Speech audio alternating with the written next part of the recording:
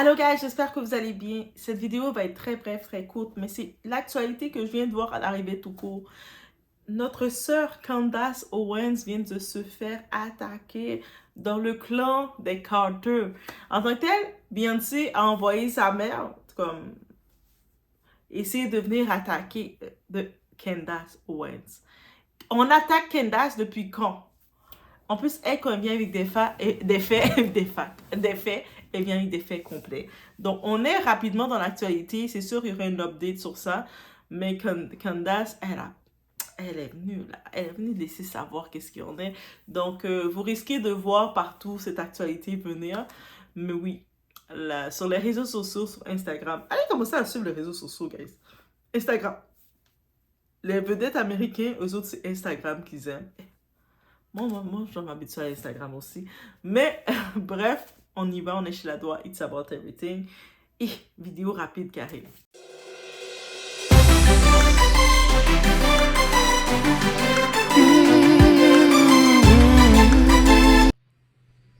Nos voix chantent un cœur d'unité. Elles chantent dignité et opportunité. Prêt à joindre votre voix au nouvel américain?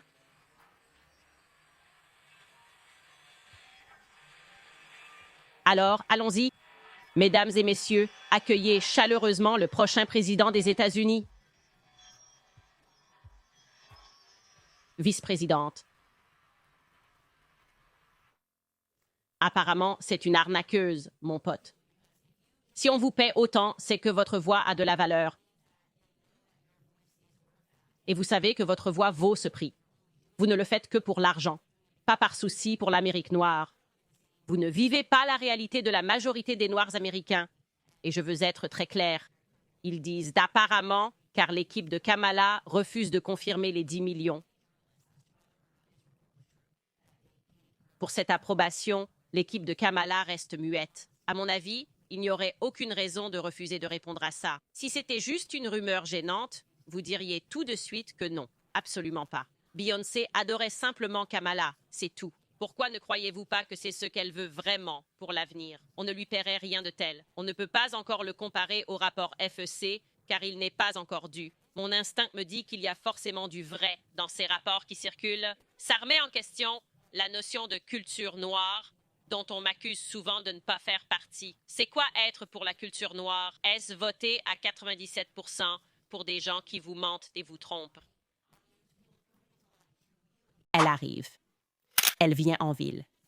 On savait que ça arriverait. Évidemment, on le savait, vu que c'était si désastreux pour Kamala.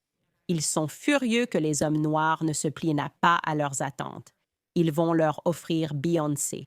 Ils disent « OK, on amène la reine, vive la reine ». Et personne ne résiste à Beyoncé. Et vous savez, c'est vraiment drôle. Je ne peux pas dire qui je garde ces discussions privées avec les artistes. Plus d'entre eux sont conservateurs qu'on ne le pense. Ils ont, disons, un pistolet sur la tempe. Ils ne peuvent pas exprimer leur conservatisme sans tout perdre. Quelqu'un m'a dit qu'ils reçoivent l'appel. S'ils dérapent, une sorte de mafia noire entre en jeu. Et ces gens sont censés vous appeler.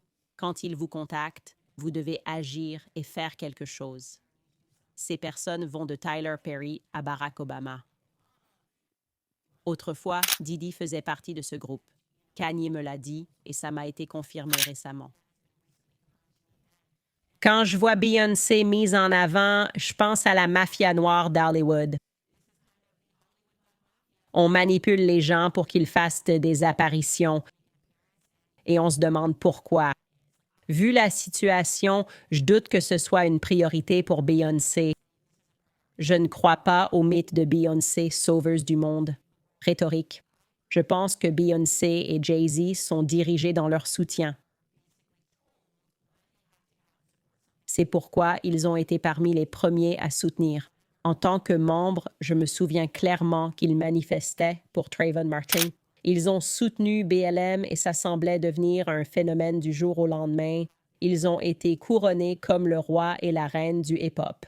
Donc, son accord pour un rassemblement à Houston avec Kamala Harris me semble suspect. Elle sera avec sa mère, Beyoncé et Willie Nelson, selon des sources proches. Cette annonce est censée être imminente. Et Kamala, qui n'est clairement pas noire du tout, je veux dire. C'est une femme juive hindou-irlandaise, descendante de propriétaires d'esclaves.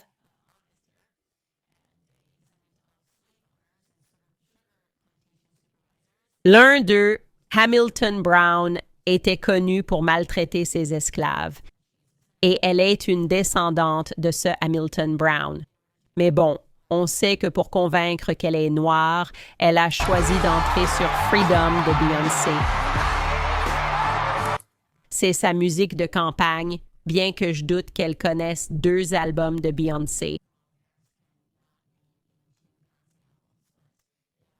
Ils font ça pour le public, censé faire changer d'avis les Noirs.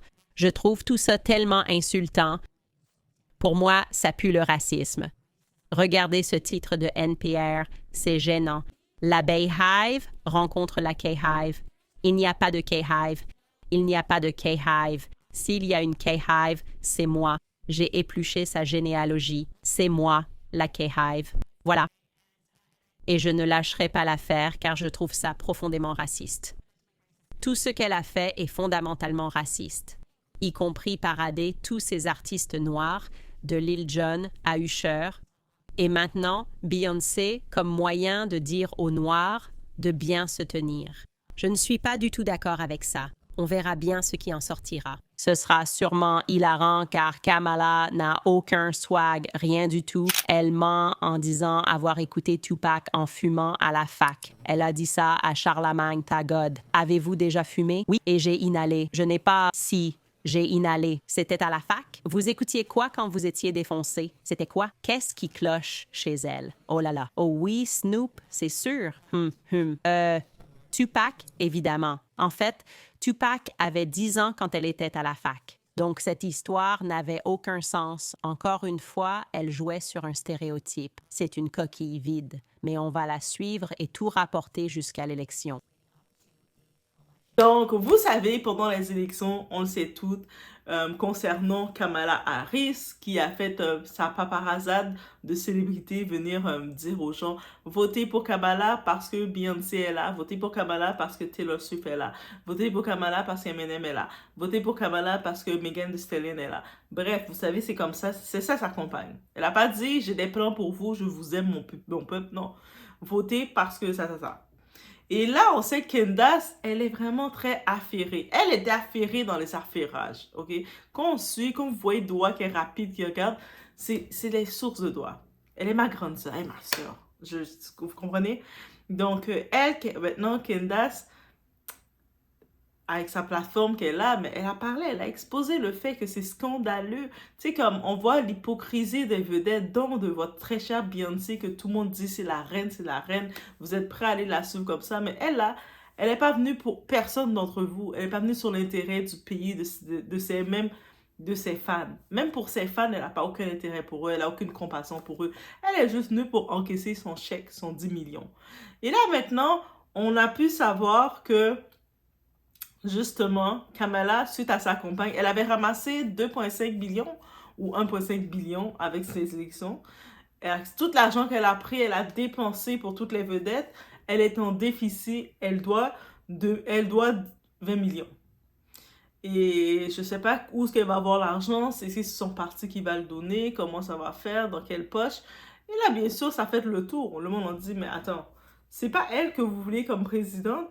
Là, maintenant, elle a trouvé le moyen d'être endettée de 20 millions suite à sa campagne. Donc, et actuellement, elle n'a pas payé certaines personnes. Ça fait le tour et c'est ça que c'est encore dans l'actualité américaine, vous comprenez? Et juste pour vous dire une petite parenthèse comme ça, je sais que beaucoup disent, ah, mais pourquoi Trump, il n'agit pas maintenant, il est président? Il n'a pas encore il n'a pas encore emménagé officiellement dans la Maison Blanche.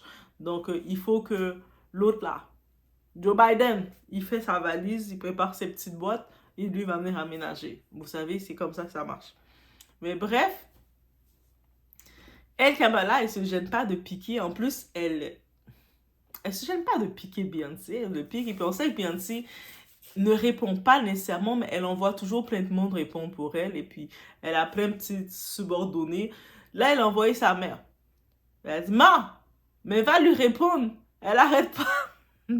Et sa mère a pris ses réseaux sociaux, elle commençait à parler. Ouais, Kamala, c'est quoi son problème? C'est quoi ton problème, hein? C'est quoi ton problème de dire ça de ma fille? Tu mens, tu dis des mensonges. Mais donne des faits. Si tu dis qu'elle ment, donne des faits, Tina. Tina, tu es assez grande, tu es la maman de Beyoncé, tu peux donner des faits. Et bien entendu, quand Candace a su ça, qu'il y a Tina qui est en train de lui faire des petites attaques, elle a, c'est beau, c'est du gâteau pour elle. Elle a fait gâteau. C'est la fête. Elle a bien entendu, elle sait que Tina, en tant que telle, elle répond. C'est comme si c'est Beyoncé qui est à côté de sa mère et qui dit à sa mère de travailler. Parce que Beyoncé, c'est comme ça qu'elle fonctionne. Donc, elle a dit, Beyoncé, au lieu d'envoyer ta mère venir parler, dire n'importe quoi là, toi, viens parler. Toi, parle. Parle. Parle. Parle. Et bien entendu, elle va pas parler, on connaît Beyoncé. Peut-être que je commence à faire les prédictions. Il y a une prochaine personne qui va venir parler pour soi-disant défendre Beyoncé. C'est Kelly Rowland. Parce qu'on sait que Kelly Rowland, c'est un autre toutou, c'est la sacoche de Beyoncé. À un moment donné, Beyoncé, elle a déjà sorti sa sacoche, elle va le ressortir. Sacoche! Ma sacoche humaine! Fais quelque chose. Et puis Kelly va faire, oh, Beyoncé, c'est la personne la plus vraie. Elle va dire son affaire comme elle sait le faire, comme elle a fait pendant des années. On sait déjà. Mais là, ça, le truc, en venant réveiller Candace Owens, qui n'a pas sa langue dans sa poche, en plus qui a des faits, qui vient avec les faits pour prouver ça risque d'être compliqué. Oui, on risque de voir Beyoncé va prendre ses avocats comme elle a fait pour, elle et son mari, ils ont fait pour Morgan, pour essayer de le faire s'excuser, parce qu'il commence à essayer de mettre le monde en silence. On sait qu'elle va faire ça aussi. Parce que là, elle n'aurait pas dû faire cette participation. Si elle savait qu'elle n'assumait pas, moi, qu'est-ce que je peux dire? Si Beyoncé savait qu'elle n'assumait pas, qu'est-ce qui allait venir, elle n'aurait pas dû rentrer dans ça du tout. Mais je sais, l'argent est doux. C'est quand même, on parle de 10 millions. C'est beaucoup d'argent. Même si elle est billionnaire, pour elle, c'est quand même 10 dollars. Ça équivaut à 10 dollars, je pense, pour elle. Mais c'est quand même 10 dollars. Donc, vous savez, les riches aiment plus d'argent. On aime tout l'argent. Elle se dit, ah, je vais pas laisser tomber mon 10 dollars, là. Mais, elle aurait pas dû. Déjà, c'est pas quelqu'un qui faisait des campagnes. C'est plus son mari qui faisait Jay-Z, qui était actif à côté d'Obama, à côté des Clinton. Elle était jamais active. Et là, maintenant, elle va à côté de Hillary, tout ça. Mais elle a jamais été publiquement active. On la voyait par contre, on savait qu'elle était active parce qu'elle était à côté de son mari, ou on la voyait quand Obama avait remporté, elle avait chanté pour lui. Tu sais, on savait qu'elle était là, mais elle se présentait pas pour dire que je suis là. Et c'était correct. Mais là, elle va dedans et en sachant que, je sais pas c'est qui l'a conseillé. Moi, je pense que c'est la même équipe qui ont conseillé Kamala Harris pour saboter sa campagne.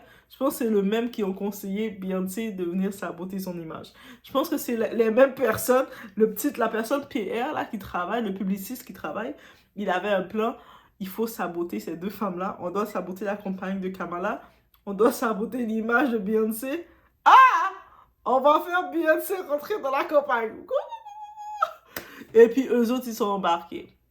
Et c'est pas tout argent qui est bon, c'est pas tout dire qui est bon, c'est ça qu'on peut retenir de tout ça.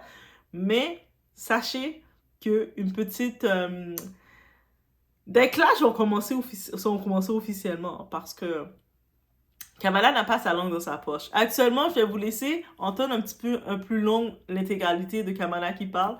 Malheureusement, guys, c'est en anglais. Et puis, comme c'est très long, c'est 9 minutes. J'ai pas encore trouvé une application ou quelque chose pour ajouter la petite voix en longueur aussi longue. Donc,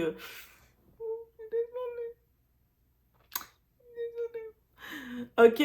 Mais je vais essayer de voir si on peut mettre les sous-titres seulement en français. Et puis, je vais essayer de ralentir. Comme ça, le sous-titre va être plus long, va prendre plus de temps à venir.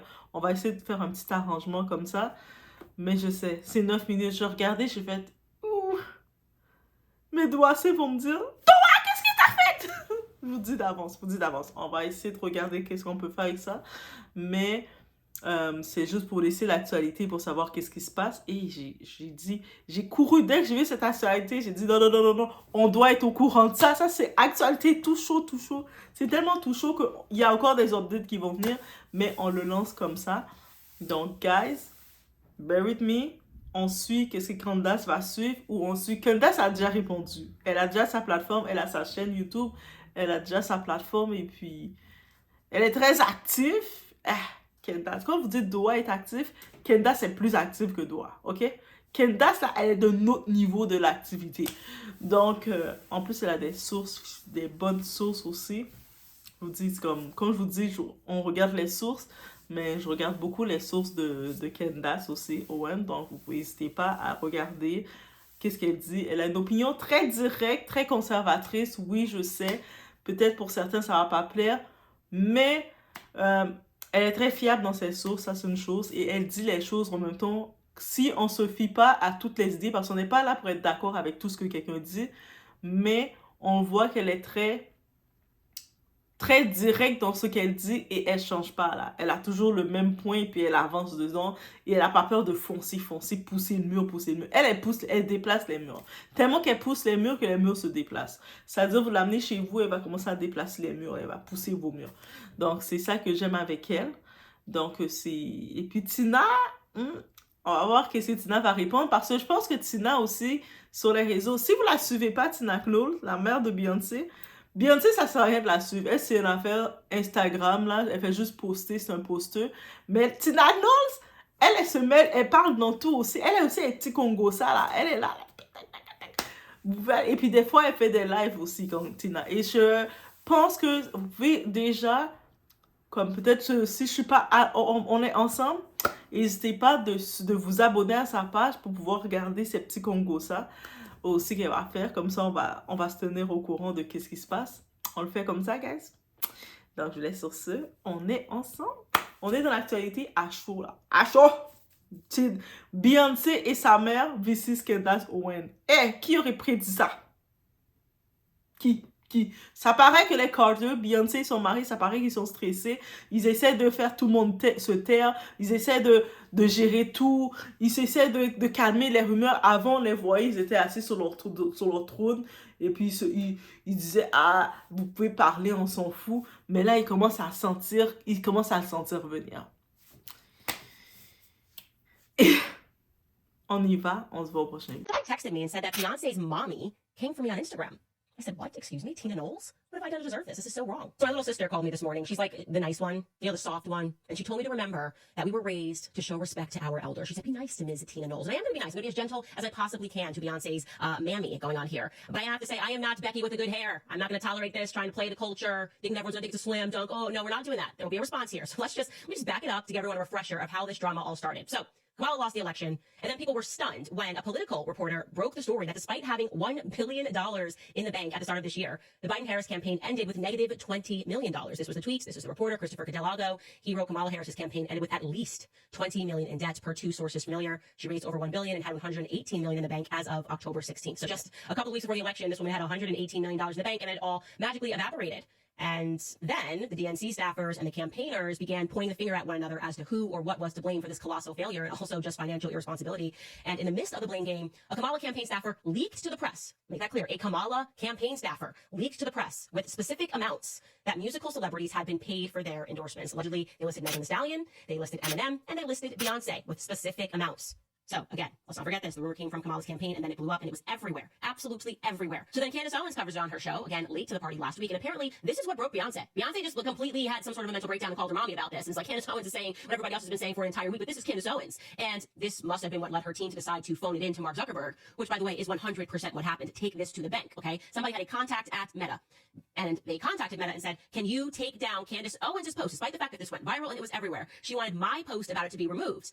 And to be clear, in my post, I said, allegedly. I was clear that it was reports. I was clear of where exactly the reports came from and said that it was still pending because we were awaiting the FEC final report, which is supposed to come from Kamala's campaign, which would include amounts to Beyonce. And so when you have a report and when you're basically saying this is allegedly, it's coming from this campaign, there's no way that you can get this taken down from Instagram. Again, because those words allegedly, it's a report, and we're waiting for a confirmation, protect you. There's no standard for this. And still, Beyonce and her team managed to get my post taken down specifically, my post being the only post that was taken down. I'm just showing you this. They flagged this as false information reviewed by third-party fact checkers. And you can still see the caption we put on that. We put the word allegedly next to it. Beyonce was paid $10 million to endorse Kamala, ? Allegedly. So it's really shocking. Even in the article, they are rating this false, but they say that they can't debunk the report. It just says, well, there's no evidence for this just yet, which basically means, look, Beyonce's team's upset. We don't have evidence for it yet, so we're going to take it down just to placate them.